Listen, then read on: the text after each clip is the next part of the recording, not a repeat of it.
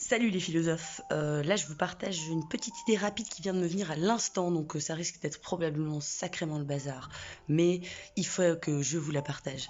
Euh, Là je pensais à Kant et de manière générale aux rationalistes euh, qui vont beaucoup voir cet aspect inné de la façon de mettre en relation les expériences, d'accord. Donc cette façon innée, cette dimension de l'entendement qui va mettre en relation voilà toutes les expériences pour en tirer des connaissances. Voilà, c'est plutôt du côté voilà de ma conscience ou de mon âme. C'est lié à c'est quelque chose de l'ordre de l'immatériel. euh, soit inné, soit intuitionné, au sens où voilà quand je vais mettre en relation des idées, paf, ça m'apparaît, waouh, incroyable, j'ai la sensation d'avoir intuitionné une vérité. Mais ça, en fait, ça vient, encore une fois, sauver la nature rationnelle. Vous voyez, c'est consciemment, c'est toujours avec une certaine maîtrise que je mets en relation les idées.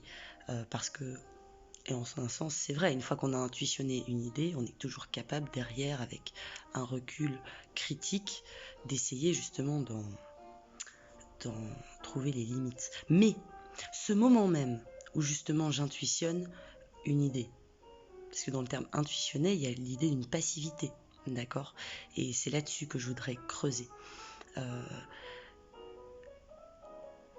je veux remettre en question l'idée de contrôle qu'on a par rapport au fait que quand on va faire voilà, quand on va mettre en relation des événements, des faits ou des connaissances pour en tirer une idée sur un aspect du monde ou ce genre de choses.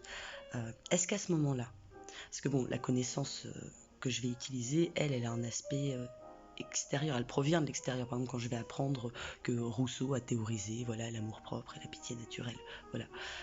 Bon, bah, ça vient de l'extérieur, c'est pas moi qui l'ai inventé, même si mon interprétation peut venir jouer. Et cette interprétation, d'ailleurs, va être le produit d'une mise en relation avec d'autres idées, etc.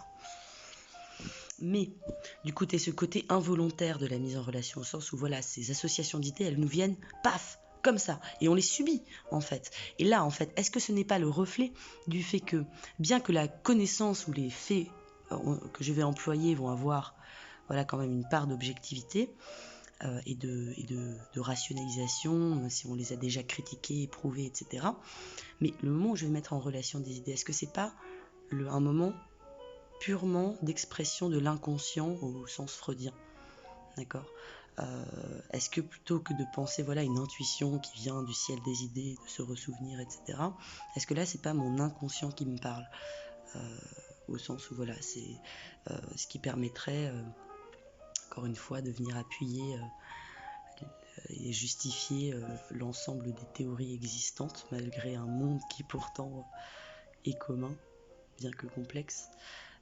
Voilà, ce serait cette idée, voilà, donc il y aurait en ce sens-là vraiment un coup porté à cette idée de pure rationalité dans la connaissance rationnelle et objective, scientifique, philosophique, voilà, au sens où, voilà, chers amis penseurs et chercheurs, vous n'êtes prenez garde, parce qu'au moment où voilà vous avez l'impression de saisir des vérités qui vous frappent grâce à votre super intelligence rationnelle qui fait des relations entre les choses, des relations logiques, et bien en fait ce n'est pas rationnel, ce n'est pas logique, c'est l'expression de vos désirs inconscients en fait, qui justement sélectionnent les informations du réel pour confirmer un scénario de vie ou voilà. C'était l'idée que je voulais vous partager. Donc voilà, pour sauver un peu les meubles, il faudrait du coup, voilà, face à ces sensations d'évidence et de clarté dont nous parle Descartes, il faudrait justement là se méfier, et ça impliquerait une vraie nécessité justement par derrière de faire un examen critique. Pour le coup, on mobilise vraiment notre raison logique. Voilà. Voilà, toutes vos évidences, ne les prenez pas comme des fins en soi, prenez-les comme des bases de réflexion. C'est l'essence même de la philosophie. Salut les philosophes!